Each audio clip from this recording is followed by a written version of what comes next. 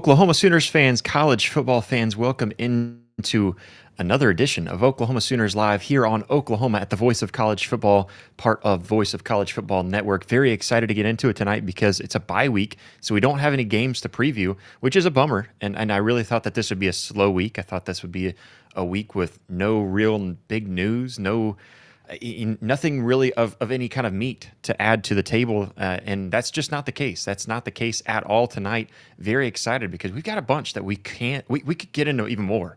And so jump in that live chat. If you're watching live on X, jump over and watch with us over on YouTube. You can hit that like button, hit that subscribe button. And if you want to help support the channel just a little bit further, of course, as always, you can become a member today for as low as $2.99 a month just by scanning that QR code on the bottom right-hand side of the screen or clicking the link down in the description. Join, become a member today, support this channel, support our show to keep on growing, support the network as well. And then, of course, another way, just real quick, is that you can check out vocfb.com/shop. Again, that's vocfb.com/shop. Check that out, and you can find some amazing merchandise on our store there. It helps support the network. It helps support this channel, not just my show, but of course Chad and Tierney with Sooner Smiths. It helps us keep on pumping out content. We are pumping out a lot for you guys as Oklahoma fans. We're pumping out Sundays for post game recap after we've had a little bit of time to think about it and sleep on it. So we're doing Sundays at 1 p.m. Central Standard Time here on the channel. And then, of course, Mondays, 7 p.m. Central Standard Time here on the channel for Sooner Smiths. Tuesdays here on the same channel, Oklahoma Sooners Live. And then again, our preview show / Oklahoma Sooners Live here on Thursdays, 7 p.m. Central Standard Time as well. And then Saturdays post game. So, I mean, that is 5 days worth of Oklahoma football content for you guys that we're pumping out here, and it's a lot of work. It's a lot of time. So of course we enjoy it whenever you guys are able to help us out there, and just by hitting that like button, hitting that subscribe button, and then again just scanning that QR code to become a member today, or click the link down in the description below. Become a member today is for as low as $2.99 a month. But without all the chit chat, let's get into it because, like I mentioned, there is a ton that we could get into. Of course, we already talked about it on Tuesday, but John Mateer's broken bone, I don't know exactly how severe it is. I don't even know exactly what the injury truly is. There's not really a whole lot of information that's being given out about this, but I will start off by just kind of throwing around. I wanted to maybe even pull up some of the screenshots from some of the things. You guys are really funny. You guys are crazy. You guys are fanaticals because Oklahoma fan base is just unique, and at least this week it feels very unique because here we are celebrating a Dr. Stephen Shin. Man, it just, first of all, I will say it's really weird the way that Oklahoma fans are just celebrating this guy, and oh my gosh, he brought, he's saved our season when the procedure went well, is what we're told. But we don't know exactly how well it went. We're talking about building statues of the guy and celebrating him with all these memes and funny videos. I'm all for it. I think it was awesome all week, just going, well, I guess all week, the last 2 days felt like an entire week. Everybody kind of celebrating Dr. Shin, and he does deserve some celebration because he's one of the best in the nation. And then what was this that I saw just a little bit ago? I'm going to pull this up because I didn't have time to really dive into it and look at it, but I just thought it was hilarious. And then, everybody's sharing it too. It was just funny. Okay, so the Oklahoma AG, the Attorney General, he says, I hereby issue this official commendation of Dr. Shin for single-handedly saving John Mateer's season. Boomer. Yeah, and it goes through and gives him a little, it looks like an official commendation from the Oklahoma AG. Now, this to me is going too far. I'm all for it. I think it's fun. It's given us a lot of entertainment in a bye week, in kind of an off week, a week where we really don't have a whole lot to talk about with Oklahoma football. But at the same time, I think there is no miracle that has been done until John Mateer is on the football field on October 11th. I think I said 10th the other day. Let me double check here. See if I can pull my calendar up real quick. Just to double check. It's the 11th, right? Go to the schedule and October 11th. I was saying the 10th the other day, and I caught myself saying the wrong date. But anyways, I don't think there's really any miracle done from Dr. Shin until he's on the field for Red River Rivalry and he shows out. That's the only way I see. Now, I'm going to get into more of that. No, let's start off with that. Okay, so John Mateer's injury, apparently he posted on X earlier today that everything went well. He was back with the team as of today. He didn't get to talk. He maybe chose not to talk to media. So we don't really know too much from John Mateer's perspective other than the fact that he says it went well, which is a really good sign, good things to hear. But going on from that, so my expectation originally was Ole Miss is kind of what I was expecting. That's with no understanding of what's going on here. We've had a lot of speculation. We've had a lot of kind of unreliable reports, I guess you could call them, and unreliable, not from the people that they're unreliable, but just for the fact that even the reports that they're giving are just kind of speculation more than anything. I haven't seen anything, and please feel free to correct me if I'm wrong, but I haven't seen anything that really shows that there is a specific injury that they have said that it was specifically this. Now, I did see, I'm a lefty, so I'm pointing to my left hand, but on the throwing hand that, it was kind of back here towards the back end of the thumb. Now, a lot of people were comparing this to Curtis Rourke. I think that was last season for Indiana, who had a phenomenal season and even showed out really well after his thumb injury. But I believe his was actually towards the tip. So I don't think that's a good comparison. He was out for one game, came back the very next week and still balled out, but you did see a lot of fumbling and stuff because of that grip. And so that's something that I'm concerned about if John Mateer were to come back, let's say as early as the Red River game. And it's possible. And if that happens, I think then we build that statue of Dr. Shin. 100%. We build a statue of Dr. Shin. No, but in all seriousness, this is just an injury that we really don't know a whole lot about. And so it's a lot of speculation. I do think I'm reevaluating and thinking that he should be back by South Carolina. Now, if he weren't back by South Carolina, I feel good about Oklahoma's chances, and I'll talk more about that. And I've talked a little bit about it on Tuesday's show if you were around to listen to that. And I do apologize. I know there was plenty of you guys in the live chat on Tuesday. Something weird went on where it wasn't broadcasting it live. Everything went live to X, and then if somebody was saying it's not broadcasting live, I'm showing on my screen it's broadcasting live. We're all wondering what's going on here, and then all of a sudden, like after we had ended it, it started streaming maybe like 30, 45 minutes after we had ended the live stream. It just started streaming it. And so I don't know what was going on, but so apologies to anybody who was trying to tune in for that. But hopefully we're live on YouTube. I hadn't pulled it up to double check. Everything on my screen says we're good. So hopefully everything's good there. But anyways, yeah, I think there's just a lot. When you look back at what I was talking about, on Tuesday, there's a lot that I think you can put some faith into as an Oklahoma fan to feel just fine about John Mateer making it back by South Carolina or Ole Miss.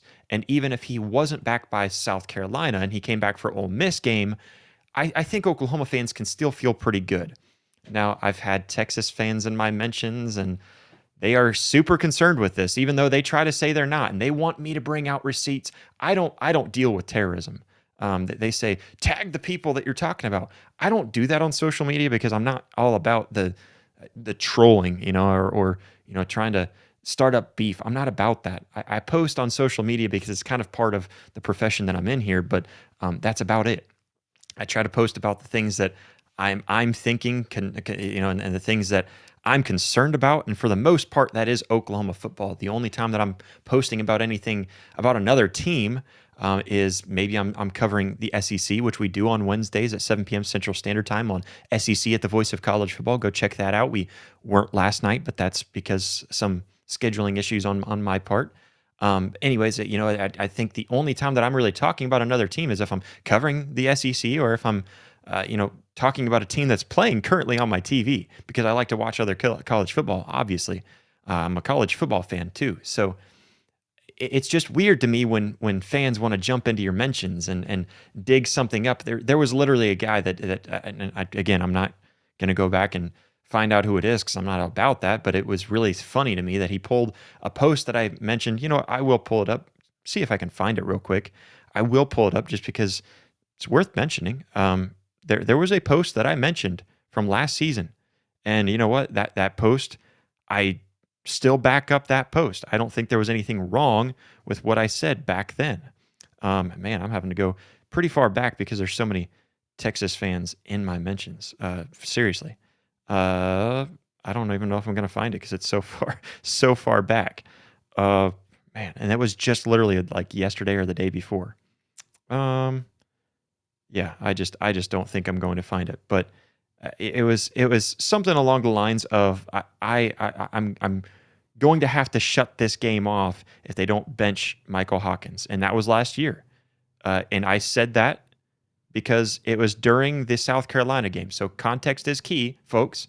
But during the South Carolina game, I said we need to bench Michael Hawkins Jr. And anybody watching that game that thought otherwise is absolutely insane, or a South Carolina fan, or maybe a Texas fan because they love to watch Oklahoma and cheer against Oklahoma more than cheering for their own team.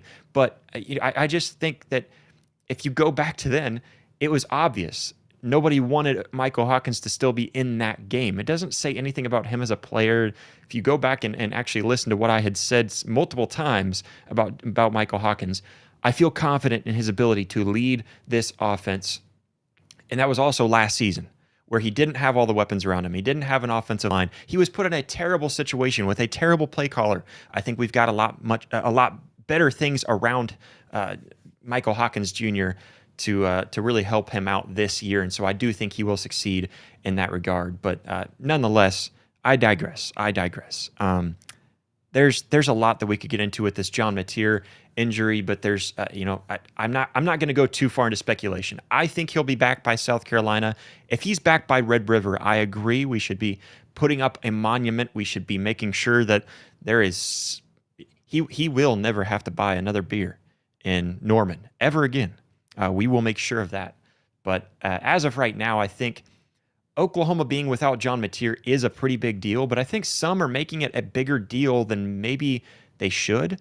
And one that I thought was kind of a silly statement, the way that it was made, was from Joel Klatt. And I'll play this real quick for you guys so you guys can hear what Joel Klatt had to say. Go. Oklahoma. Pretender. They're not going to win without John Mateer, and then the back end of their schedule is atrocious. I could see them losing 3 or 4 games. Okay, so I'm going to stop it right there, and I'm going to finish the rest of this clip that I have prepared for you, because that right there is a crazy statement. Oklahoma, who is 4-0, has beaten Auburn and Michigan, regardless of how you feel how they beat Auburn. They are now 4-0 against 2 Power 4 teams, 2 very good defenses, I will say that. I think both teams, really. The way I see them performing, at least for Auburn before Oklahoma, the way that they performed, I have no reason to believe that that's a team that won't go on to win at least 8 games. I believe they should. Will they? I don't know. Michigan, that's a team that I don't know. That might be the contender in the Big Ten, especially the way that they handled Nebraska. Don't look at just the score. Look at how they actually handled them. Handled them pretty well. But anyways, two good teams. So Oklahoma's 4-0, and you're going to say that they're a pretender. I think that's a bold statement, but I can understand. I'm not stopping there just to say that it's a bold statement to say that Oklahoma's a pretender. I don't think that's a bold statement. I think that's a fair statement that some may have, that Oklahoma's a pretender. I see some weaknesses. They don't have a run game. If you wanted to go that route, sure. But instead he says, let's back this up real quick because I want to make sure I get his... Pretender. Let's go. His statement. Correct. Oklahoma. Pretender.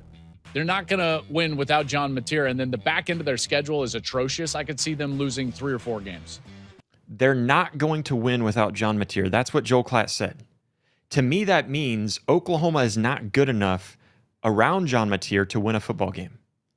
Without John Mateer, they have nobody on the field. That's what that sounds like to most fans. Now, I understand, maybe where he's coming from, that you're not going to go on to win a national championship if John Mateer's not back in there. But Joel Klatt should know better to know what type of injury that John Mateer has. He doesn't have a season-ending injury.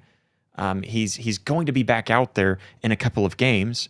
Not only that, but they're also on a bye week, which helps kind of extend that and get him out there quicker. So there's that, and it's completely overlooking what Oklahoma has out there on the field. And I will get to that in just a moment. But to follow it up with this is what made this even more absurd. Notre Dame.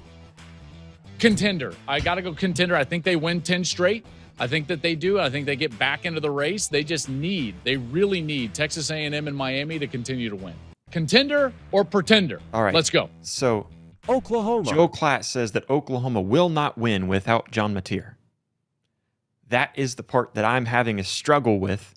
But then, and I'm not even saying that he's calling them a pretender. I'm okay with that because I understand that some people just may not see enough from Oklahoma. I just mentioned probably a better argument than what Joel Klatt made. They don't have a traditional run game. Without John Mateer running the ball, they don't really have a run game. Guess who comes in for John Mateer? Possibly a more athletic person running the ball. Maybe not better in some regard. He's probably not going to be able to plow over as many guys and as tough as John Mateer. But Michael Hawkins Jr. can run the ball just fine. He is more athletic, I think, in many ways than John Mateer. He's definitely faster. I think that's an absurd thing to say, is that they're a pretender because they cannot, that they won't. He said they will not win games without John Mateer. Again, there is a 2-game, we'll count Kent State. There is maybe a 3-week, 2 games that Oklahoma is not going to be playing. Or that Oklahoma is going to be playing without John Mateer. Possibly 3 games. So you're possibly not going to have him for South Carolina. If you're honest with it and think about this, so why could Oklahoma not win without John Mateer out on the field? And you know what? Originally, when I first heard this news, I probably would have agreed. Probably would have said, man, this is kind of trouble. This is very troubling. But instead, I want to show this to you. So let's bring this graphic up just to show Oklahoma's offense with John Mateer. This is Oklahoma's offense this season with John Mateer. And look at those stats for those who aren't watching and you're just listening. 62nd and third down. That should be offense. 40th in completion percentage. 21st in passing offense. 52nd in passing efficiency. 100th in rushing offense, which again is my biggest concern. 64th in scoring offense.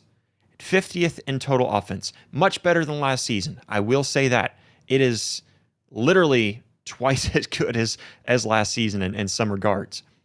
And it's not bad because of what we know Oklahoma's identity is. And I'll get to that in just a moment, which I mentioned this past Tuesday.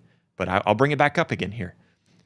So with John Mateer, you're acting as if this offense is just unstoppable with John Mateer back there. And I think there's a lot of people in the media that are acting like, oh man, their offense is scary because of John Mateer. And I'm not saying that I'm not trying to say that John Mateer is not a scary player, that he's not a playmaker, that he is a difference maker out on the field. What I'm saying is that Oklahoma's really not that good on offense this year. They do have a playmaker in John Mateer. He can make a difference in a game. You do feel confident with Oklahoma, okay? So don't misconstrue what I'm going to say, even though I'm sure there are many of you who are going to jump in the comments and completely twist what I'm saying to be not at all what I'm actually saying. John Mateer is a difference maker. Can John Mateer go on and win 10 games without John Mateer playing for the rest? Can Oklahoma win 10 games without John Mateer the rest of the season? I don't think so. I think they would win 9 at most, because I think that this offense will still be just as manageable. I think maybe you drop in a couple of those rankings. I think in some regard, I bet they kind of go up in rushing offense, because I think Michael Hawkins is a more elusive guy. I mean, maybe not elusive. I think he's more athletic. I think he's quicker. I think John Mateer adds more of that cha-cha-cha as they described Baker Mayfield. I think he adds a little bit more of that jump around and being able to be elusive and jumping out, slipping out of tackles than Michael Hawkins might have. And that's still very comparable. I think they're both very comparable in that regard. But outside of that, I think Michael Hawkins might be able to improve this rushing offense. And so you might go down a little bit in some of this stuff. Maybe completion percentage stays about the same.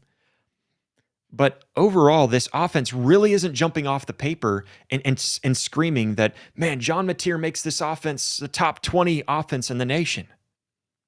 It's just not there. Now, the big reason for that is that they've kind of ran vanilla offense against lower teams and that they've also played some really good defenses in Michigan and Auburn. They're still going to be able to score 20-plus points with Michael Hawkins Jr. in there, in my opinion. I think they will be just fine with that. So this isn't that great of an offense. Now, what is Oklahoma's identity? That is what I'm focused on when you're talking about the absence of John Mateer. It's the defense. Oklahoma's defense, with or without John Mateer. I don't care who you throw in there, a quarterback. This is the defense that you're dealing with at Oklahoma. Oklahoma's defense, with or without. 4th scoring defense in the nation. 1st and 3rd down defense. Tied for 16th at 4th down defense. 14th and 1st down defense. 7th in passing yards allowed. 7th, top 10 passing defense in the nation. 9th passing efficiency allowed. 8th in scoring defense. Tied 1st in team sacks, which one of those I believe got taken away. I think it was from David Stone, if I'm remembering correctly. So they might break that tie if they actually calculate every sack out there. 6th in tackles for loss and 4th total defense in the nation. This isn't just in the SEC, by the way, which I think many would assume just by seeing those numbers. This is in the nation. This is the defense that you're getting out on that field. So I think everyone is focusing so much on how the offense might struggle without John Mateer and how the offense won't be as good as, a top 50 offense. Oklahoma can get better on offense. They really can. And they probably have more in their bag of tricks. They could really hide a lot more players and do a lot more hideout tactics and deception plays if they really wanted to. That's a little bit of a jab at some of you out there that might be listening, Texas or Auburn fans, because it seems that Texas fans are just as concerned. But Oklahoma really, really could bring a lot more out on offense. The defense is where Oklahoma is built around. The defense is what Oklahoma's focused on this season and has been since Brent Venables came around. Last season, the reason why that offense was so bad is for, I guess, that's for a multitude of reasons. We could go over that nonstop. But the reason why the defense didn't look this good last season was because you didn't have a manageable offense. And that's all that John Mateer brings to this, is being able to manage the offense. You've got playmakers. You can get by because you've got so many playmakers around John Mateer. I think Michael Hawkins comes in there, and I think he shows to be serviceable. And if you want to bring something up that I said a year ago and go back to that South Carolina game, yes, that was an atrocious game for Michael Hawkins Jr. Do I think he's the same player that he was in that South Carolina game? No. He actually had a very good game against Navy. And I know it was just Navy, but that was still, a 9-win team in Navy? Is that correct? I believe they had 9 wins on the season. And they were actually a pretty tough team last year. And I'm not trying to compare that to an SEC defense at all. But Michael Hawkins Jr. will be just fine managing this offense because of that defense. Because that defense has his back. Do I think Oklahoma's out of it against Texas with a backup quarterback? No. I think Oklahoma has maybe a slightly less in the chances of winning because they don't have John Mateer in the next 2 to 3 games. No, not even 2 to 3. In the next, the Kent State, they better, if they have any less chances of winning just because John Mateer's out there, somebody's not paying attention. When we're looking at Texas and South Carolina, South Carolina, he might be back by. He might even be backed by Texas if Dr. Shin really is the miracle worker that everyone's trying to paint him out to be. But if he's not in there for Texas and South Carolina, if Oklahoma can go 1-1 and those two, you have to feel okay about that because John Mateer is a difference maker. John Mateer can lead Oklahoma to have an 8.5-minute drive. He is that difference maker. John Mateer can lead Oklahoma down the field and have the confidence and the aura to spread that around to the rest of the offense to lead down there to have a game-winning drive against Auburn. Can Michael Hawkins Jr. do that? Yes, I think he could. Are we confident in it? No, not right now. Not right now, because we just haven't seen how good he's become in this new system. We haven't seen it. And so I'm not going to say that Oklahoma's going to win, 2 for 2 against Texas and South Carolina if John Mateer's not in there, but I don't think they're going 0 for 2 in those 2 games just because John Mateer's not in there. That's the main point to be brought out. Oklahoma will be just fine because they have a damn good defense, a very good defense out there that I think Oklahoma will be just fine. I don't think there's anything to totally freak out about. And for Joel Klatt to sit here that Oklahoma will not win without John Mateer, again, if this was a season-ending injury, I can understand where Joel Klatt is coming from because he is that difference maker in big games, against a Michigan, against an Auburn, or if you're going further into that Texas game, he could be the difference maker. I even think if you're talking about Ole Miss is looking better than I thought. And I brought this up on Tuesday too. So, with Ole Miss and Missouri and Alabama and Tennessee, John Mateer could be that difference maker in those games. Guess what? He's going to be back in those games. Unless something horrible went on that they're not releasing right now, he's going to be back in those games. And so there's no reason for Oklahoma to really panic about where John Mateer stands. We're going to get into more and talk a little bit more about some maybe overreactions on Oklahoma and all that kind of stuff. But I'll jump over to the live chat real quick because I do see some of you guys in the live chat tonight because our live chat is working here properly on YouTube. So Modern Day Caveman says, I'm more concerned about the O-line and its non-ability to open up the running lanes for the running backs. Yeah, exactly what I was mentioning. So, and you said that before I got to it. So, you know what? I stole your talking point there, Modern Day Caveman. Now, I appreciate you jumping in the chat. But yeah, Oklahoma really does need to work on the run game. That's the biggest concern. And you know what? With Michael Hawkins Jr. in there, if you don't feel too concerned, you just let it rip in the run game. If you don't feel too concerned about Kent State, guess what? You get guys like Jaden Ott in there and say, we're not seeing it from you. Whatever the case is back there, I don't know. I'm hearing mixed reports. I'm hearing mixed kind of understanding of what's going on with Jaden Ott. And so if the concern with Jaden Ott is that he's just not showing it for you, you put him out there and you force him to show it to you against Kent State because you better be able to whoop up on Kent State even if Jaden Ott's not running at full pace here. So you know what? I think it'll be just fine. But yeah, I agree with you. I think the running game needs to improve, and I think it should improve under Michael Hawkins Jr. for the reasons I just gave a moment ago. It could, not should. It could improve. Because maybe you don't want him to rip it loose the way that you would allow John Mateer. And also, John Mateer does run the offense. And so that is a big part where Michael Hawkins isn't going to have the same ability, maybe I'm wrong. He's not going to have the same ability to sit up there and audible and call out different plays and all that kind of stuff. So, yeah, I think that's definitely something to look at. Chuck is in the chat. He says, I wonder who is before them in total defense. I'll have to look that up. Yeah, I'm not going to look it up right now, but I don't have that, but I will get that for you. Just because in total defense, it's kind of an accumulative stat too, where it's got your yardage and pretty much all those stats that I gave you, kind of combining a lot of that stuff together. And not many teams really, I don't know, has any team had as tough of a schedule and as tough of a resume as Oklahoma so far? I don't think so. There's a couple. I think maybe you could say Notre Dame has, but look where they're at. Their defense hasn't been nearly as good as Oklahoma either. So there's a lot of teams. So I think I'm pretty sure Indiana's is ahead, but look at who Indiana's played against. Indiana State, they did whoop up on Illinois. Impressive win there. I don't think Illinois is a top 10 team. I think they're like a top 20 team maybe, but not anymore. But they were when they faced them. Jimmy Satterfield's in the chat. What is up, Jimmy? He says, the defense is legit. And for those of you who don't know, that means legitimate. No, I'm just teasing. But yeah, I mean, it really is. I can look at those stats all day. I can look at those stats all day and just be totally just in awe because this defense is better because the offense is manageable. I don't think obviously there's skill on the offense and they're better. Like I said, they're twice as good as they were last year. That's not saying a whole lot, but they're twice as good.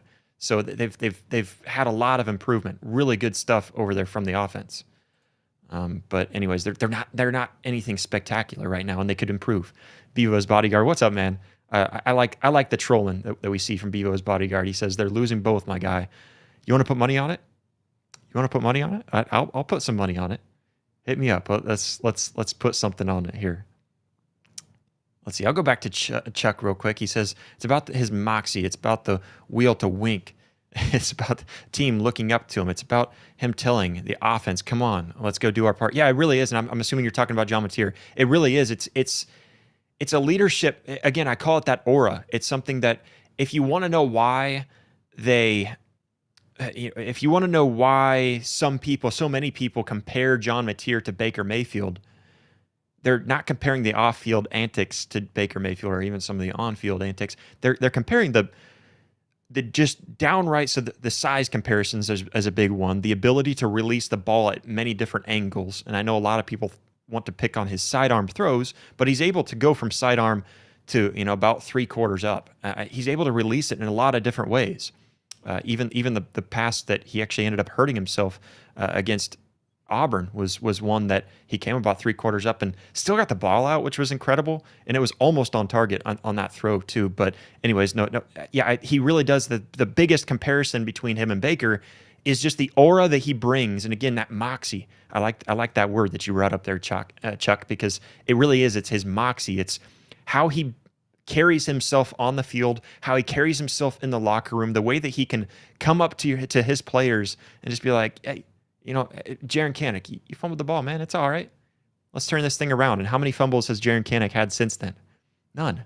So you know what? All right, going back to this. Bevo says, "I'll delete my account if Hawkins beats us." Now, don't do that.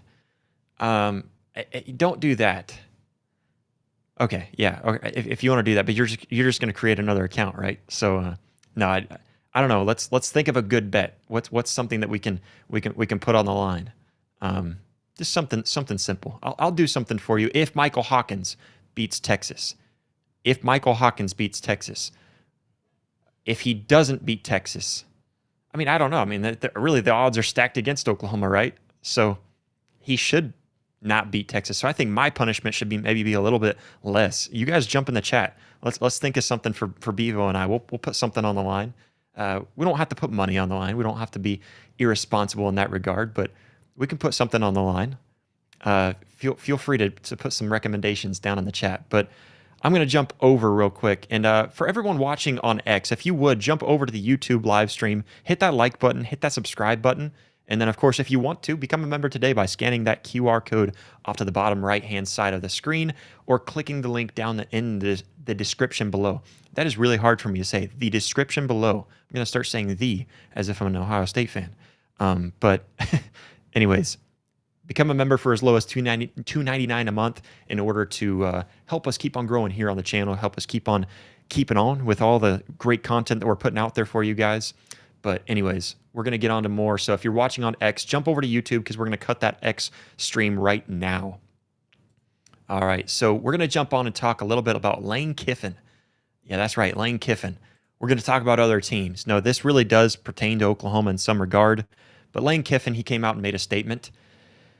And a lot of people are kind of taking this maybe a little bit out of context, a little bit, maybe not out of context. But yeah, I'm trying to think here, if what's the right words here? People are maybe misconstruing or misunderstanding what I believe Lane Kiffin is saying here. So he says, yeah, Oklahoma's disappointing. We don't have anything in common with them or fans, so that doesn't make any sense at all. So, and it's more about the latter part of that too, of that statement. And I'll pull it up here on my other screen just so I can read the entirety of that statement. He says, yeah, Oklahoma is really disappointing. So for the context of this is that Oklahoma, sorry, I should have led off with this. Oklahoma now gets Texas, obviously, Missouri, and Ole Miss. Ole Miss was the one. Those are the three rivals, I guess you can call them. They're the three teams that they're going to face every year for the next 4 years. And Ole Miss really was kind of the big question mark for a lot of Oklahoma fans, for a lot of Oklahoma media people, that we were sitting here kind of wondering, why Ole Miss? Why was that the team that got put on the schedule? Because we were thinking LSU, that one makes a little bit of sense. Arkansas would have made quite a bit of sense. Even like Texas A&M, I think, was thrown in there. That would have made some sense. And there's even other teams like Florida that I think could have made sense, or Tennessee would have made a lot of sense. There was plenty of other teams. Ole Miss was not one of them that I thought was going to be thrown on the schedule for Oklahoma.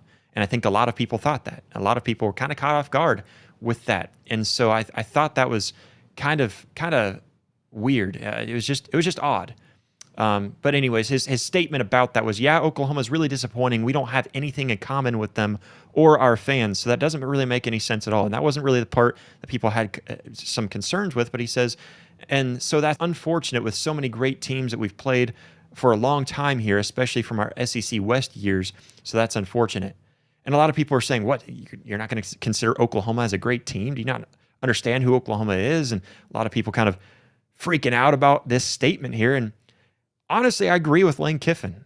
I don't know why we'd be matched up. We really don't have anything in common with Ole Miss. We have a winning tradition at Oklahoma, and Ole Miss doesn't. No, I'm just teasing. No, really, though, there isn't a whole lot that Oklahoma and Ole Miss, I believe last year, like how many times have they played against each other? What kind of history is really between Ole Miss and Oklahoma? There really is none. What kind of rivalry is there between Ole Miss and Oklahoma? There's not really anything there. And I think my interpretation of how I take Lane Kiffin's second part of the statement is that there's so many great teams that they've played for a long time here in the SEC, especially from the West years whenever there was divisions. I think what he's saying is that there's an actual history between Ole Miss and other teams. Why would we have Oklahoma? Oklahoma has some history with teams like Florida or Texas A&M or who was some others? Tennessee. There's something there right now, at least.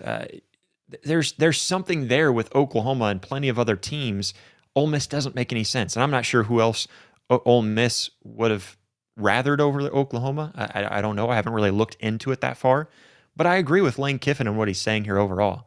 And I don't think he's talking down about Oklahoma, that he thinks Oklahoma's not a great team, that Oklahoma's no good, anything like that. I just think that he just thinks that there's other great teams with chemistry between Ole Miss, and so hopefully that makes sense. But no, I really don't think that this is anything for Oklahoma fans to maybe take, maybe over the top or anything. I don't think this is anything that we should be upset about. I think Lane Kiffin has every right to be like, why Oklahoma? I'm not really sure what was there. Like, I kind of wanted to play one of these other teams that we have some history with. And I suppose a lot of teams could feel that way about Oklahoma. But again, like I said, there's other teams that have some sort of history with Oklahoma. Again, right now, I think even South Carolina might be able to be in that group with teams just because of Shane Beamer and the history there. I think of a lot of other teams, and Ole Miss would have been pretty far down there. I think Ole Miss would have been with teams like, I don't think Georgia and Oklahoma really have anything there. Vanderbilt wouldn't have had anything with Oklahoma. I know Mark Stoops is related to the Stoops and all that, but there's not really anything with Kentucky and Oklahoma, so that wouldn't have made much sense. There's just a lot of these teams that wouldn't have made sense. Mississippi State really wouldn't make a whole lot of sense other than Jeff Lebby, I suppose.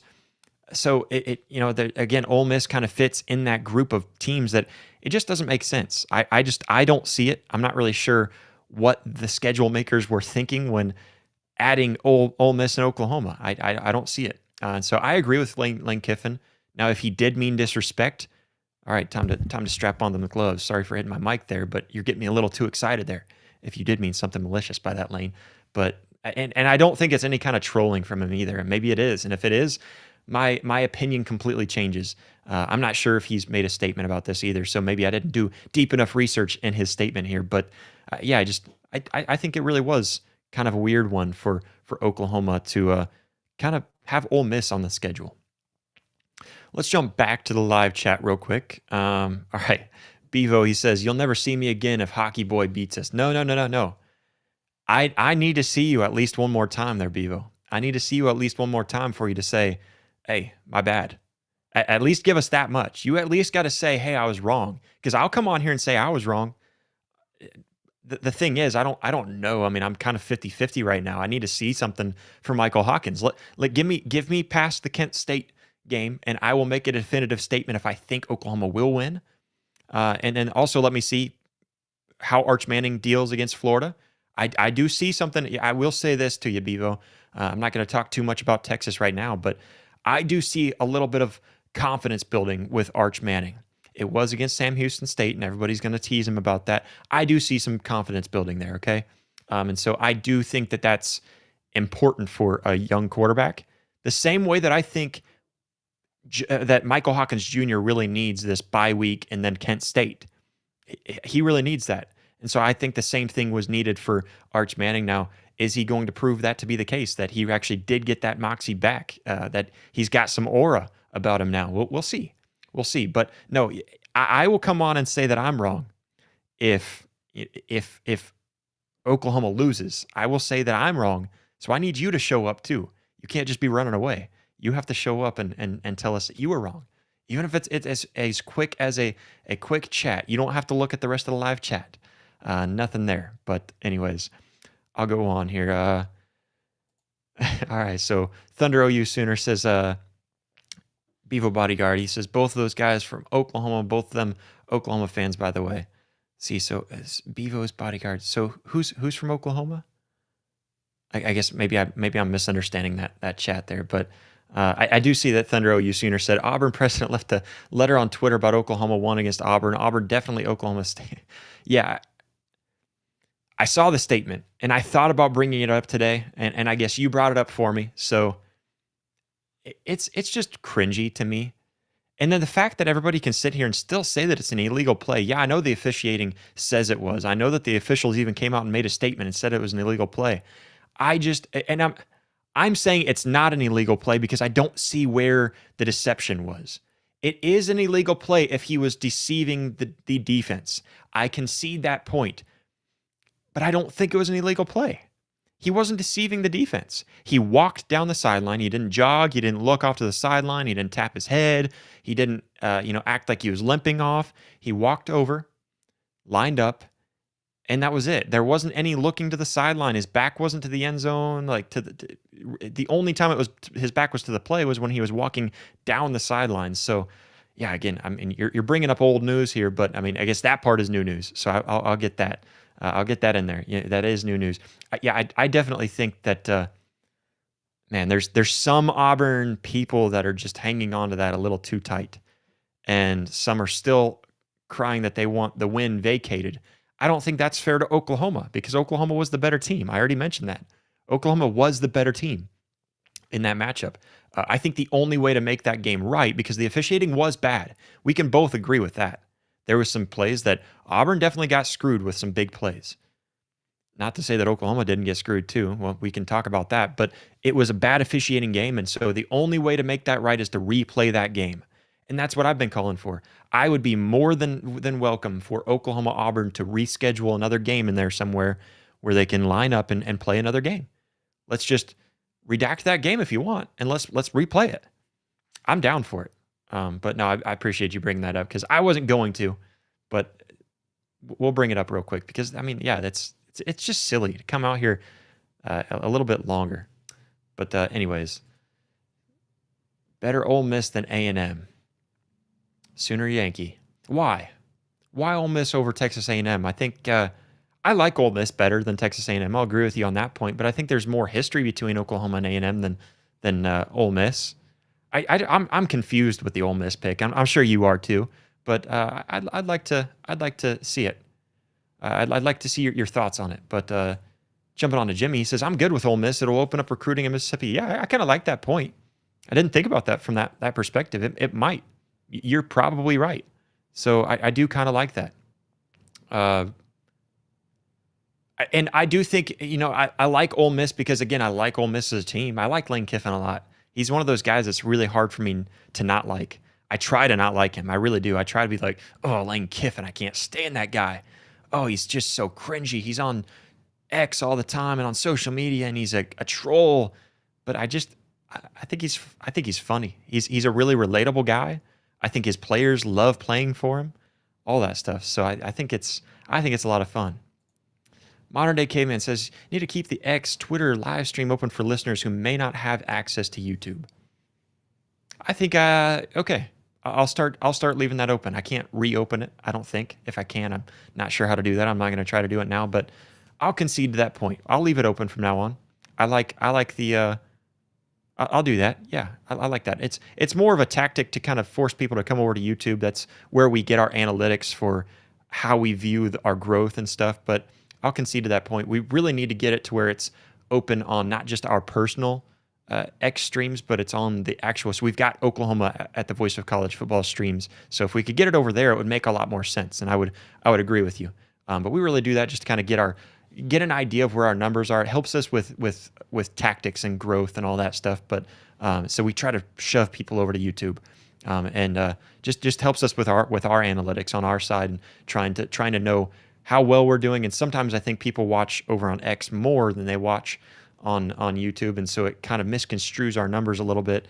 And there's not really a great way for us to view those analytics. But no, I appreciate the input.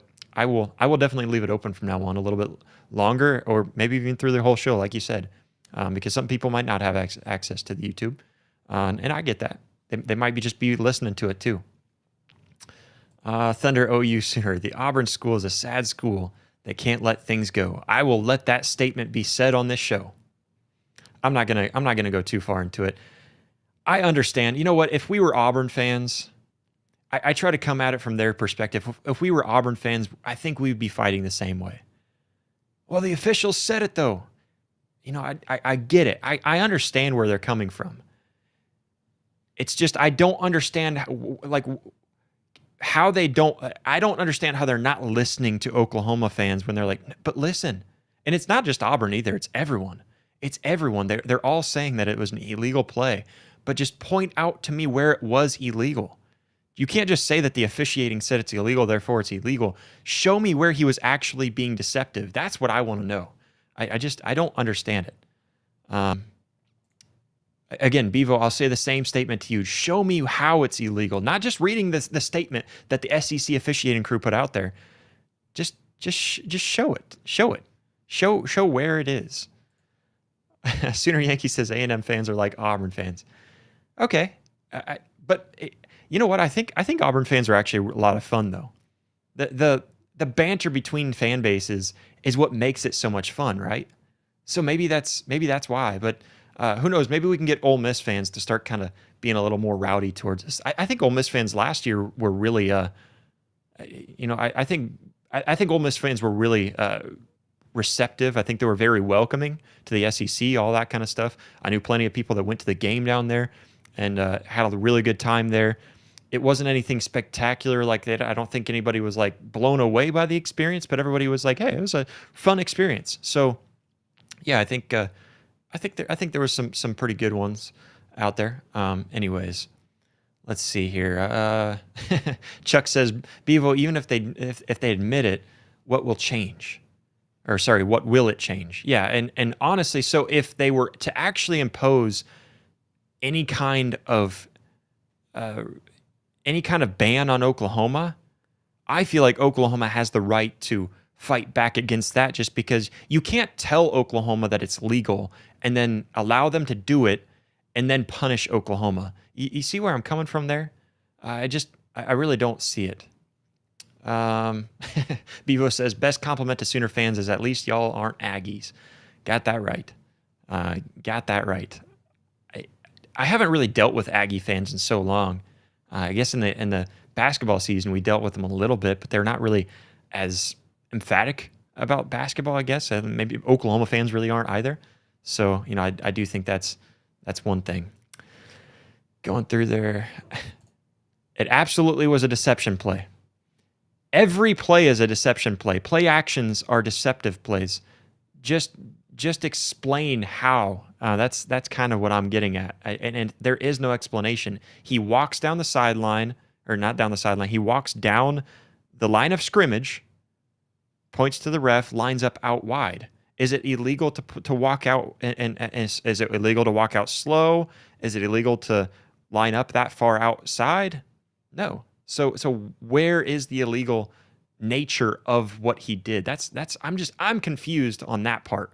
And I'm not trying to really defend anything. I guess I am defending it, but I'm not trying to. I'm just trying to understand because I really don't get it. I really don't. And maybe I'm stupid. Maybe I'm just not a ball knower. You can accuse me of that. Jesse Brown and Bevo just jelly. His Sark wasn't clever enough to think of the trick play. Sark is an offensive mind, man. So be careful. Be careful what you wish for. Anyways, let's move on because Oklahoma had some big time recruiting news. I guess before we get to the recruiting news, I want to show you guys a little bit with our friends over at Underdog Fantasy. I'm going to pull up the app here real quick, and I'm going to play the game with you because we usually do this for Oklahoma players, but I'm actually going to play it with non-Oklahoma players today because Oklahoma's not playing this week. So we're going to do SEC teams. I'm going to stick with the SEC because we have to be SEC biased and all that kind of stuff, right? So we're going to go through SEC teams, and we're going to pull this up. So if you don't know what Underdog Fantasy is, you can win money just by picking players to go higher or lower. And of course, if you use the code VOCFBOU, that's VOCFBOU, you can get you play $5 and you can get $50 in bonus funds. I mean, it's a lot of fun. I'll kind of go through some of my picks here. One of them was with Taylon Green. This was actually a really hard one for me to pick. 268.5 passing yards. And I was thinking about this just because Notre Dame's, they struggled against Texas A&M, and they allowed a lot of yards.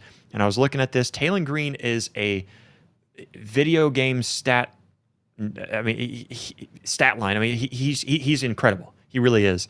And so I wanted to pick higher, but I went ahead and picked lower on that for Taylon Green. And that was my pick there in that Arkansas game. So I believed so much in Arkansas this year, especially after what they started off with. I believed so much in them, and then they just went off the rails. They can't finish games. They keep on fumbling it away. That's the part that really frustrates me with them. So I'm going to pick under on that. So 268.5. I'm going to pick lower than 268.5. So let's see. Let's move on to the next game here that we're going to look at. Let's go over to Utah State against Vanderbilt. Now, I thought this one was actually really easy to pick. They have Diego Pavia in here, and this is a really easy pick. I don't know how you don't pick this. Diego Pavia, you can pick higher than, so you can pick him to have more than one touchdown, or not more than one, to have one or more touchdowns. So he's sitting there at 0.5 rushing or receiving touchdowns. Do you think Diego Pavia could run it in for a touchdown? I think that's a pretty good pick. So I ended up picking him for higher than 0.5 rushing touchdowns or receiving. I don't think he's going to receive one, but I think he could get one in. And then let's go to the LSU game real quick because this is one that I thought was a lot of fun to look through. And I'm going to go with Kawan Lacey if I can find the one that I was looking for here. Okay, so Kawan Lacey, 67.5 rushing yards. And man, do I want to pick higher. But I really believe in this LSU defense. I really do. Now, I believe in the Ole Miss offense quite a bit, but I believe in this LSU defense. I'm going to pick lower than 67.5 rushing yards for Kawan Lacey. Now, I may regret this one later on, but those are my 3 picks of the week. So couldn't pick Oklahoma. So you could tail those picks, or you could just try it out yourself. Click the link down in the description below and try out Underdog Fantasy today. You can use that code VOCFBOU to play $5, and you get $50 in bonus funds. That's just free money that you could win real money back from. And so all it is it's as simple as picking 2 or more, and then you go with it. You ride with it, and you can win money. It's a really fun way. It's a little bit different than your typical sports betting and all that. So I know a lot of people try to compare it to that. That's just not the case. It's a really fun fantasy way to kind of pick your players. I like doing it with Oklahoma players quite a bit because I know Oklahoma players well enough, and I can look at their stats and just right off the rip just know I can pick higher, pick lower, and have a lot of fun doing it. So go over there, play. Participants must be 21 or older. If you have a gambling problem, please call 1-800-GAMBLER. Really is a lot of fun. Try out Underdog today. Click that link in the description below. And again, use that code VOCFBOU. Again, VOCFBOU is the code. Use that. You can play $5, get $50 in bonus funds. All right, let's get back to it. Let's get back to Oklahoma news because that's what we came here for. Talking about Oklahoma. We don't talk about our rivals and all that kind of stuff like other places. They might. But anyways, Oklahoma had some big news in the recruiting realms today. It wasn't just one, it was two really big recruits, but we're going to talk about the first one here in Cooper Hackett. We've been talking about him ever since he committed to Texas Tech. And we've been talking about the possibility of being able to pull him over from Texas Tech. We've been talking about flip season a lot. I was talking with Parker Thune, I think even here on the show, talking to Parker Thune about flip season and do we think Oklahoma has what it takes? And we've all kind of agreed if Oklahoma can win games, there's no doubt going to be some flips. And you know what? There's a lot more flips that we're looking forward to in the future. And I'm thinking of some teams that might be losing their coaches or at least have some coaches that just aren't performing well this season. And I won't mention any names just yet until I get really a better gut feeling of who those teams might be or who those players might be. But one flip that we were really hoping would be the case is a guy that has visited not just once, but twice this season already, and that is Cooper Hackett, the 5-star offensive tackle, the number 1 player in the state of Oklahoma for the 2027 class. He's officially flipped his commitment from Texas Tech over to Oklahoma. That's right. The Sooners just absolutely stole, just highway robbery, stole from the Red Raiders of all people. It's kind of ironic there when you think of it. But they took the top offensive tackle, really one of the top offensive tackles, if not the top offensive tackle in the entire country. And let's break it down real quick with Cooper Hackett. He originally committed to Texas Tech on August 30th, but after the 2 recent visits with Oklahoma, one of those notably being against Michigan, which was a big game, he really expressed how impressed he was with that game, with the atmosphere. So kudos to you, Oklahoma fans, for Sooner Nation, for standing up and being loud, making that an environment that pulled Cooper Hackett into Norman. It was definitely Sooner Nation that brought this over the most, and I'll get to some of that. But obviously, whenever he committed back on August 30th, he ended up changing his mind, kind of change of heart, wanted to come over to Oklahoma. And if you've been following this story closely with him, the writing was kind of on the wall for Cooper Hackett, like I mentioned, with those 2 visits and seeing how much fun he was having at Oklahoma games. And he had come out and mentioned that in certain statements. And so it was ultimately just too much for Texas Tech to hold on to him. Now, what makes the story even more interesting is that Hackett himself admitted, he actually said that he took a, quote, a good chunk less in NIL money for Oklahoma. So he took less in NIL. And now this is the narrative that always goes out there, is that it's just always a bidding game. It wasn't any kind of, money grab that he was going out. Many could say that he committed to Texas Tech because they offered more than Oklahoma. And that's probably the case. I don't know. I don't want to put words in his mouth. I'm not gonna say that was the case. And even if it was the case, I don't know how anybody can really, criticize a young guy that's 18, 19 years old for going after that amount of money. And when you're offered a substantial amount of money, I can't blame you, especially for some of these kids that may not come from a whole lot, especially not as much as they're going to be offered in NIL. But he took a chunk less to play at Oklahoma, to commit to Oklahoma. For him, it was really more about the long-term goals, the long-term development, preparing for the NFL, and not just the immediate financial incentives that he was going to get from Texas Tech. So going to Cooper Hackett, for those of you who haven't been following him very closely, he's a 6'7", 270-pound monster on the offensive line. He's ranked as the number 1 player in Oklahoma, a top 3 tackle nationally, top 10 overall recruit in the 2027 class. And a lot of scouts are really raving about him. They have raved about him for a long time. He's also got a basketball background, of course, with being that tall and that big. Obviously, he's got that basketball background, and he dominated on both sides of the ball there. And so, he's got that multi-sport ability. He's just an athletic dude there on the offensive line. Big time news for Oklahoma to be able to pull this commitment in. Of course, he now joins Luke Wilson as Oklahoma's second offensive commit in 2027. So he's one of two now. Oh, one of three. We'll get to that one.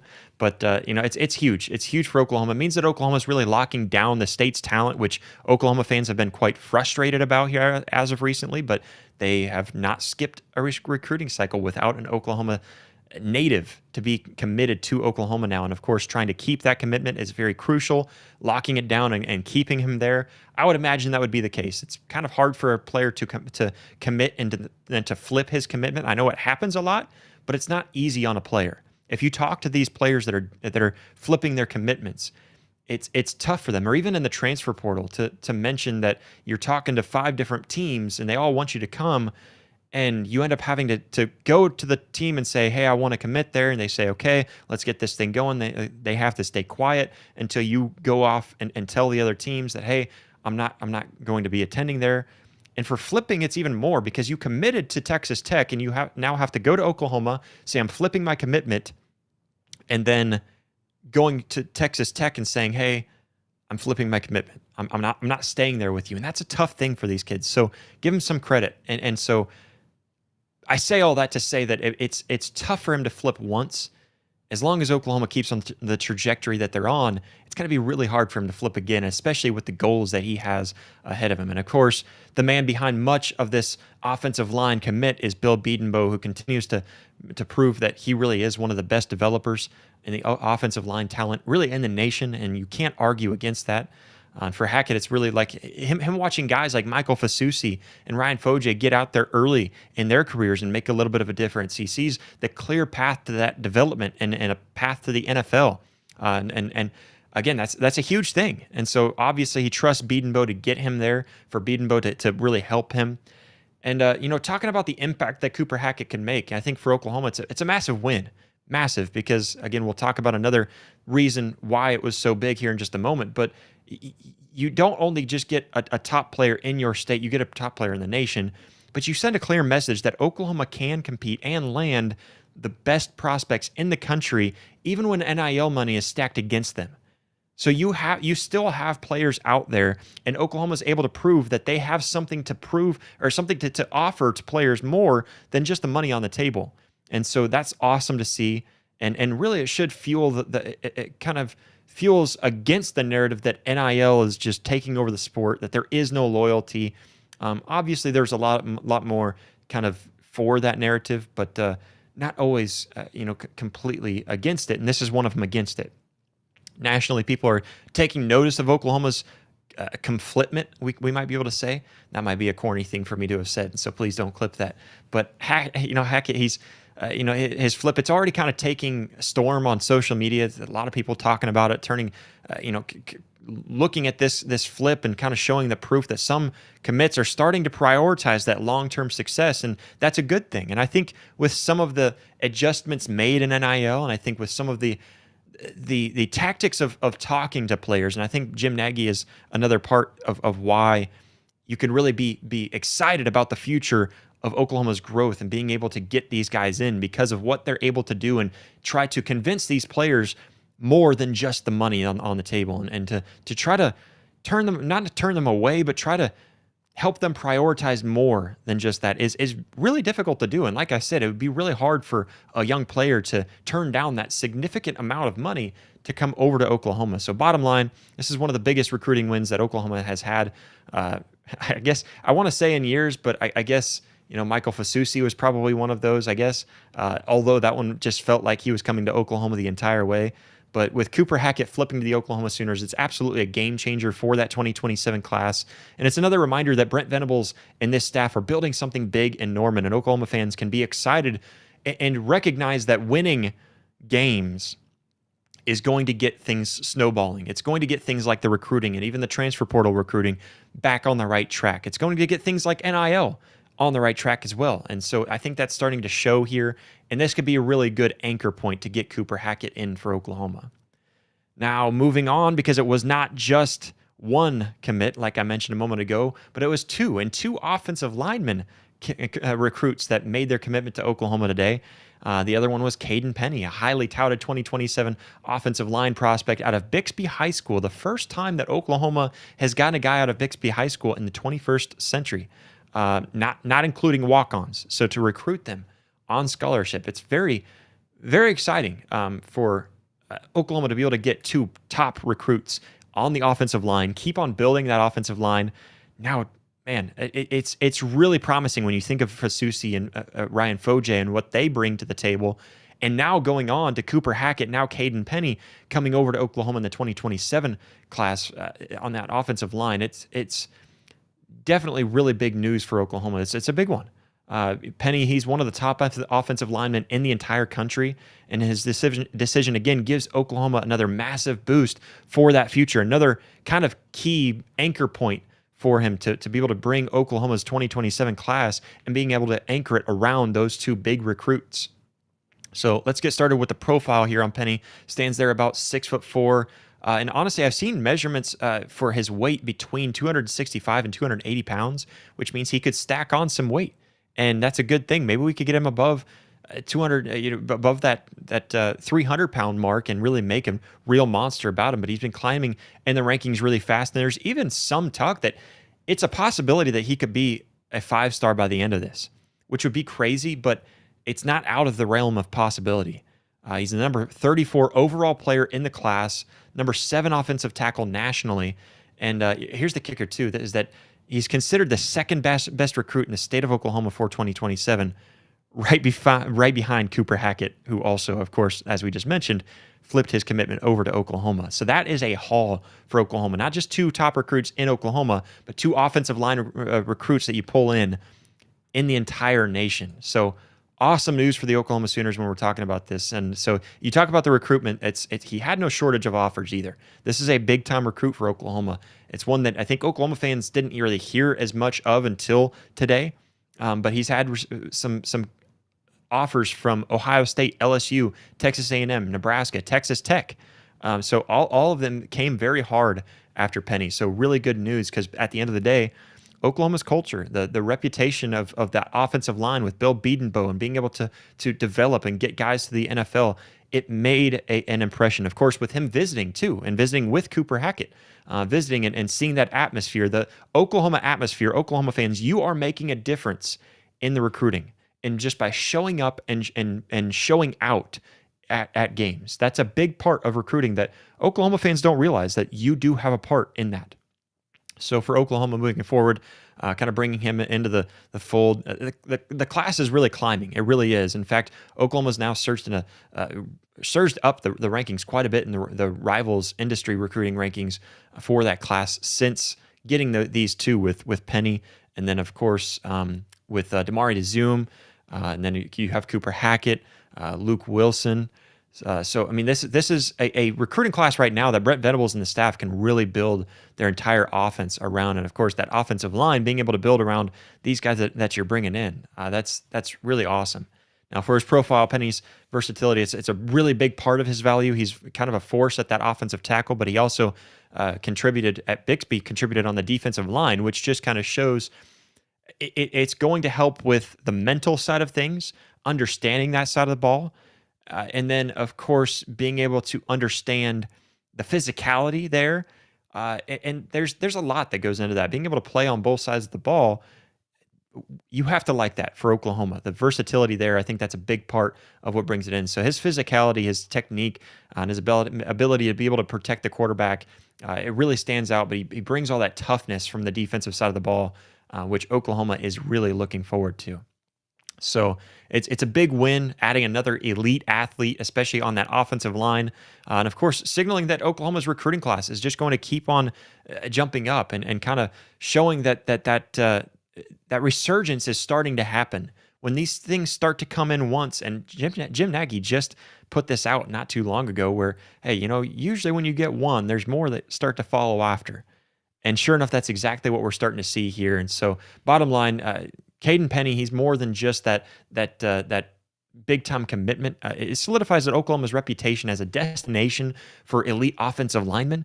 It's still there. And for him and Hackett and seeing the other guys that they've brought in as well, it's a very stacked 2027 class that's going to help for years to come. So Oklahoma landing another building block in that class, going to be a lot of fun to see where they end up. And, I think a lot of these guys, it's going to be exciting for Oklahoma to be able to see that the offensive line is going to be stacked for years with guys that you can build within the program and not having to go out in the transfer portal and get them necessarily. So very exciting news, very exciting times to be able to get Cooper Hackett and Caden Penny in at this on the same day too. So 2 top recruits, very good stuff there for Oklahoma in that 2027 class.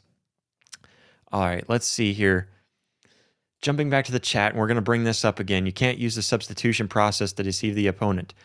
Where was the deception that he was being substituted, man? Like, like you're not bringing up a real good argument here. Not at all. But going back to Thunder OU Sooner, he says, when Oklahoma got cheated during the Oregon game by those refs, by that kick, Oregon did not get any penalties. Only the refs did. I'm trying to remember that one too. I know what you're talking about, but I don't know. I'm trying to think too. Yeah, I know what you mean though. Yeah, and I'm trying to think back to that exact moment to try to replay it in my mind. I know what you're talking about. I just have to replay the play in my head. But bringing up the past doesn't do a whole lot. It doesn't really matter. And to Bevo's point too, bringing it up, it doesn't really matter. But I'm not even upset at Auburn still mentioning it. It's just that, man, I don't think. I just don't understand where the idea is coming from. Anyways, jumping down through the chat. Going back to Thunder OU Sooner because he's in there. He says Cooper Hackett grew up as an OU fan. Yeah, he did. And that was a big part of being able to pull him in. And he loved that. Both these guys, too, they look at guys like Lane Johnson and Gabe Eichert. And, they all of these former OU players are playing a very big role in a lot of these, too. So, let's see here. Trying to jump down through the chat and see what's actually worth mentioning here. This is where it's nice to have a producer on the other side that's able to just kind of star them. We'll save them for later. Jesse Browning, I'd like to see some elite defensive tackles in the 2027. There are some. I don't know about elite. There are some good ones. I do agree with you, but here's the thing. So was R. Mason Thomas an elite tackle? That's edge. I will go to the edge first because that popped in my head. Was R. Mason Thomas or Taylor Wine or who else am I forgetting there on the edge? I know Marvin Jones Jr. was. Were those guys or you go to the middle? I know David Stone was actually the elite defensive tackle, but who's actually standing up there? Grayson Halton, who really barely made the team, let alone becoming a starter. You got guys like Jaden Jackson, 3-star, am I right? So I know what you mean, and I hope that Oklahoma gets the guys that they're going after. I really do trust the process that they're having here. If you see a 3-star guy come in, don't bat an eye at that. It's okay, because I think you go back and actually watch a lot of these 3-stars films, and I'm not really deciphering a whole lot that's too much different between the 3 stars and some of the 5 stars that we've gotten. I really don't. So I think there's a lot to that. William Staggs in the chat. What's up, William? Haven't seen you in a while. It says, sorry, just got on. OU will beat Texas with Hawk. My question is, what excuses will Texas fans have after they lose? I like that. I like that a lot. I think there's a high possibility that Oklahoma beats. And I'm saying high possibility because I still believe in Oklahoma. I have to see what Texas does against Florida before I really make my prediction on that. But I don't know if Texas is going to handle Oklahoma's defense. If Oklahoma starts to turn the ball over against Texas, if they're able to get some turnovers on defense, watch out. I think if Oklahoma gets like 2 turnovers, let's just say 2 turnovers, Oklahoma dominates that game. And this is a defense. So, to bring those stats back up, let's bring those up one more time real quick. Bring up Oklahoma. Pretender. They're not going to win without. They're not going to win games, but they will win games because we've got a defense. To bring these up, all of these rankings, 4th in scoring defense, 1st and 3rd down defense, tied for 16th. And this is all in the nation. It's tied for 16th on 4th down defense. They've only had 4 attempts on 4th down defense, by the way, too. So they could be much better if there was more attempts against them. But they force 4th and long a lot. 14th in first down defense, 7th in passing yards allowed, 9th in passing efficiency allowed, 8th in scoring defense, tied first in team sacks, should be first because they took one away from us. And then 6th in tackles for a loss, 4th in total defense. These are all stats without interceptions, without fumble recoveries.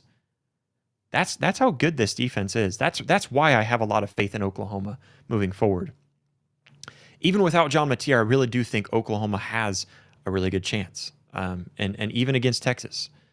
Going back to Jesse real quick, he says Jaden Jackson, David Stone are most likely gone after next year. I think Jaden Jackson was a 4-star. He was a 4-star by some sites. He was really a 3-star.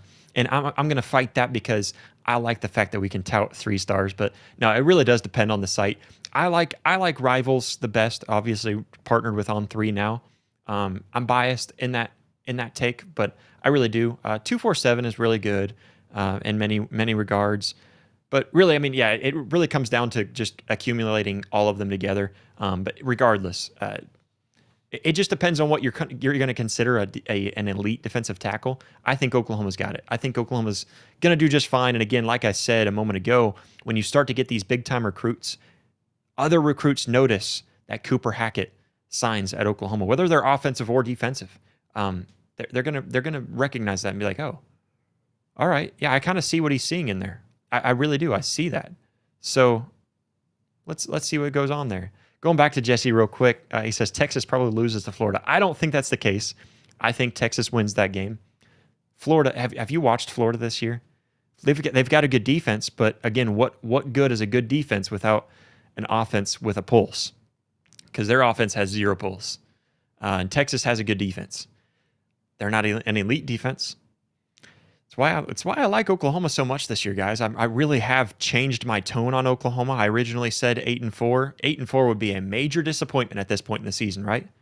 8-4 would be a major disappointment. So, you guys deserve to point the finger at me and say that I was wrong if Oklahoma goes better. Which I also mentioned that 8-4 is kind of what I'm expecting. And that was low expectations for a reason, obviously, right? So I mentioned that, so give me some slack there. But no, I really did. I predicted 8-4 because I just didn't think that Oklahoma would come out this consistent on offense, really. I think that's the best that I can describe this offense because, like I mentioned earlier in the show, this offense isn't that good. This offense really isn't that great. It's the defense combined with the consistency and just the competency of this offense. And we've been saying that. We were saying that last year. If you have a top 50 respectively, a top 50 offense, you are able to win so many games, even last year. And it's proving itself this year. So I really do think, I really do think that we've got a good one. Let's see here. Jimmy, going back to Jimmy Satterfield, he says, got to get the offensive line healthy and the run game going. I agree 100%. I mentioned that a little bit earlier in the show as well, so you feel free to go back to that point if you didn't watch it. But yeah, there really is a high urgency, and I think you stress that against Kent State. I mentioned this a moment ago, I think you get guys, rest Torrey Blaylock, honestly, because we know that he can produce if we need him to. So rest him, in my opinion. Rest him. Get Xavier Robinson out there if he's 100%, if he's close to it. And if Jaden Ott is healthy, get him out there and just run them like crazy and force them to get things right. Force them to fix it in game. That's my opinion. Obviously, I'm not the one making the shots. So that's my opinion. Let's see here. William Staggs, he says, as good as OU's D has been, I believe they will be locked in versus Texas. How does Texas win when they are held scoreless? Exactly. That is my point. So this is the point that I keep on making every week too, is give me one offense in the entire nation. I'm not talking about Texas. Obviously I am. Any team. And of course, we as Oklahoma fans are looking forward to Texas just because Kent State should be a rollover. Don't let that be a trap game, obviously. The players shouldn't. But us as fans are allowed to look forward, right? What offense in the entire nation has such a good offense that you would feel confident that they would score more than 20 points on this defense? What offense do you think would score more than 20 points on Oklahoma's defense? because I'm not confident in any team being able to do that. Now, do you think that this offense, this Oklahoma offense, even with Michael Hawkins Jr., can't score 20-plus points?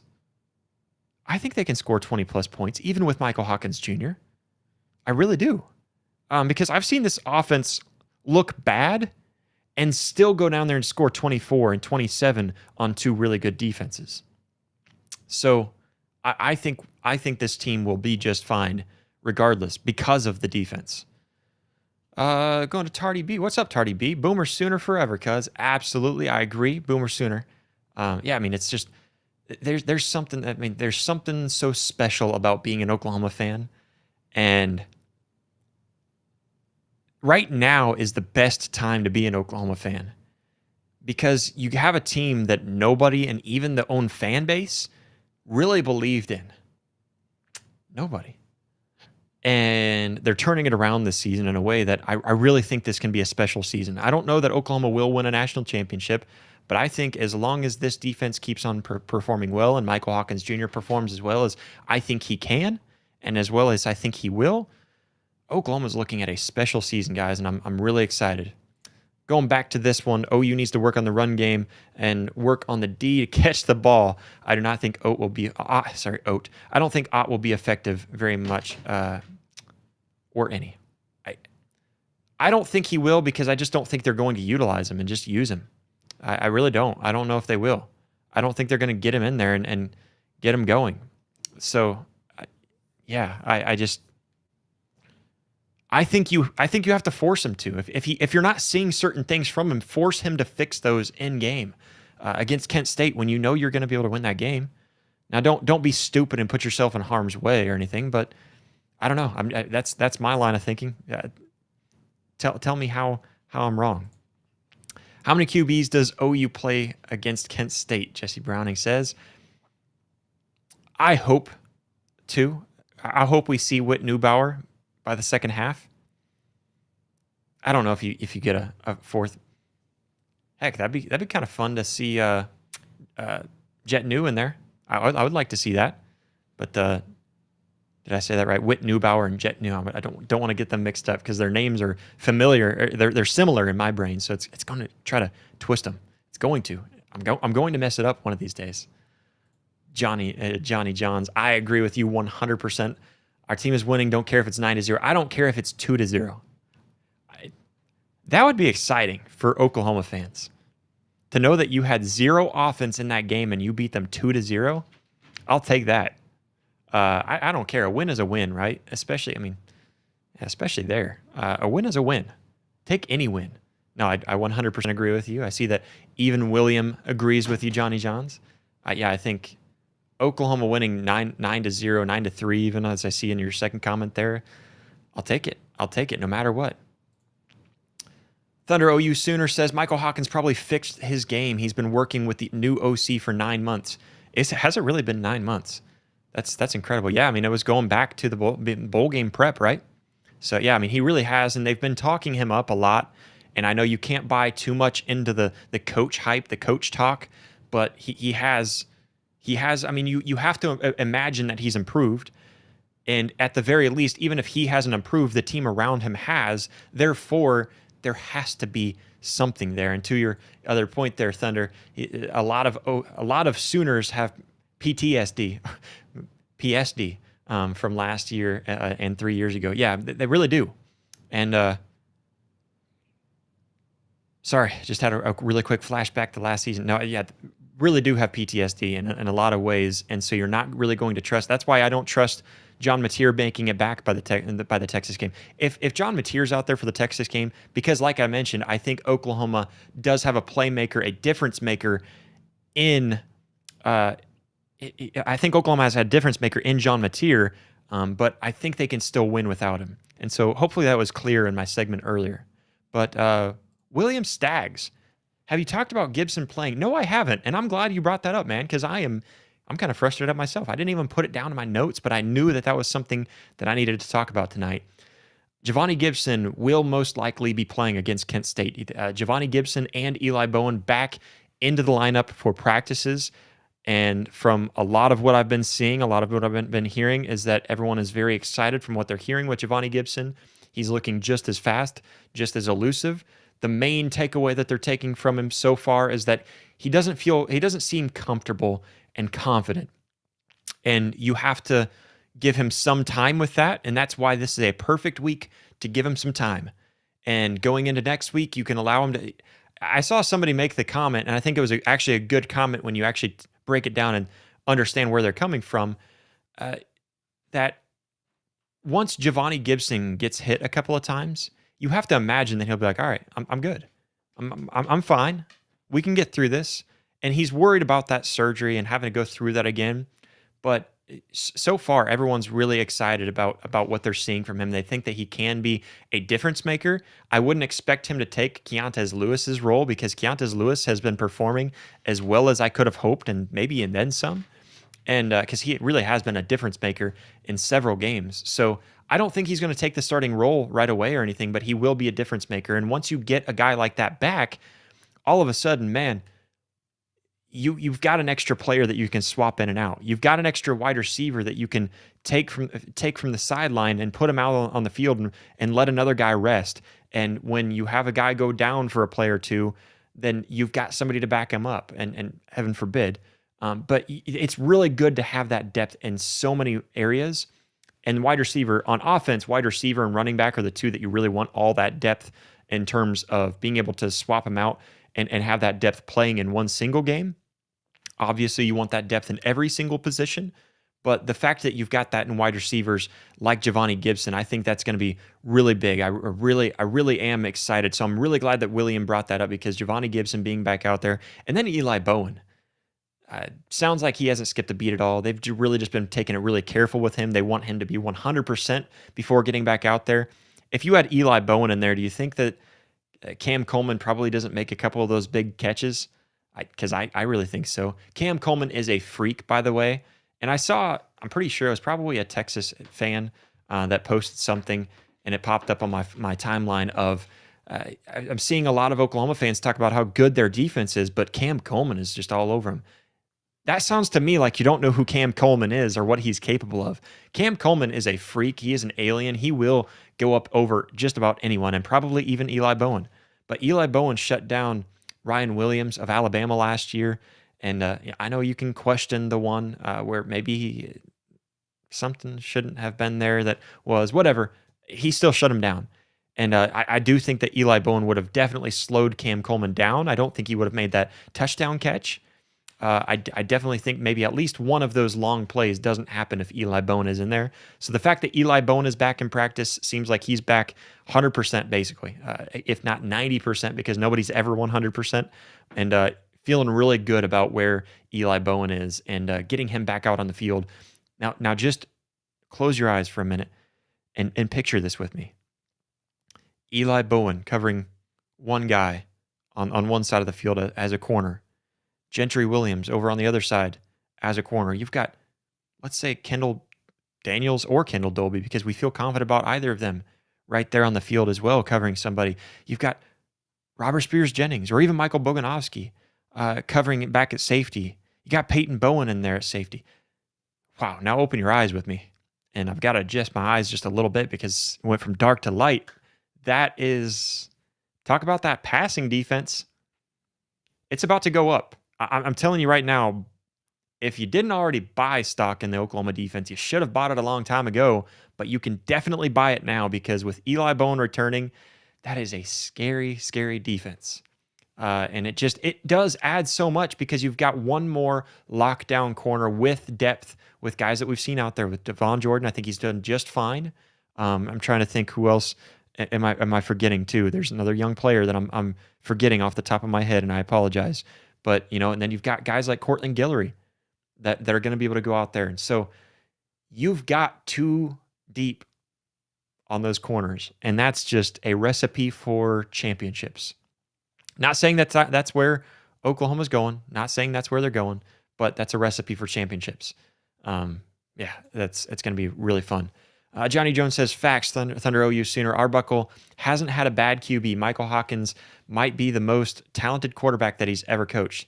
Man, I apologize, guys. My eyes, after doing that, I should not have done that because these lights are bright.